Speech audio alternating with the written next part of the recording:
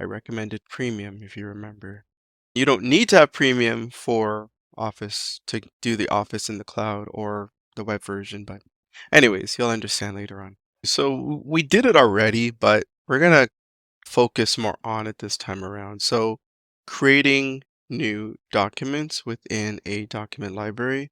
We've already done it prior, but again, to do it, you simply click on New, and then you can choose your document type that you want to create.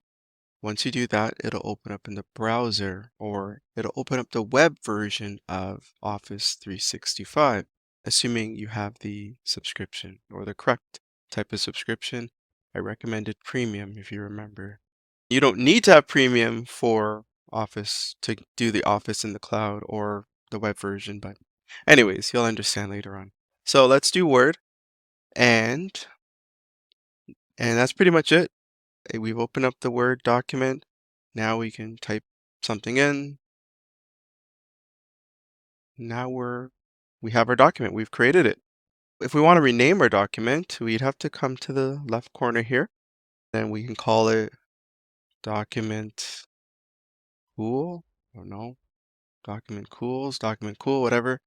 And a couple other things that we notice, or a couple other things here, are it shows us our location. So it shows us where our document's currently being stored. So as you can see, it's our shared document, the file name, and that also allows us to access our version history for this particular document. And we'll do that in a bit.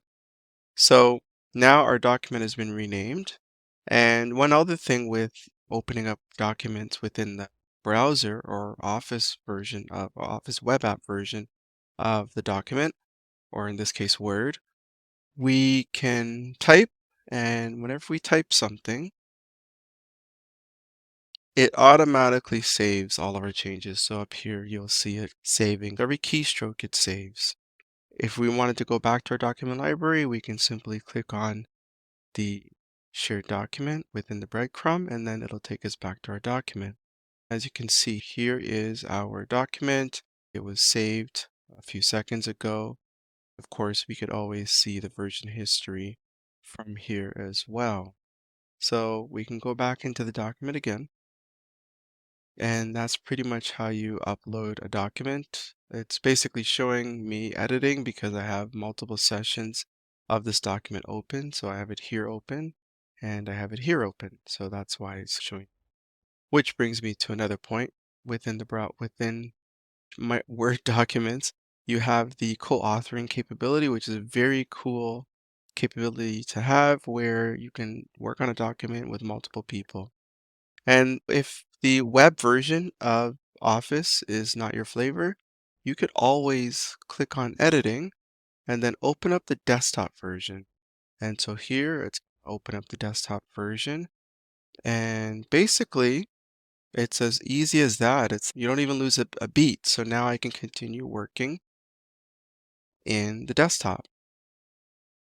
And obviously the desktop version has more functionality. So the web versions will never be as full set as the desktop versions. It is what it is. And so once again, because I opened it from within the web version, it automatically has auto saving, and all of my changes, just as before in the web version, are being saved at every keystroke. So if I close this down now, and again, this is why I was saying to do the premium version, because if you do not have the premium or you have the lesser versions of M365, you may not be able to open up within the desktop. Anyways, so if I go back to the web version, I can click continue here.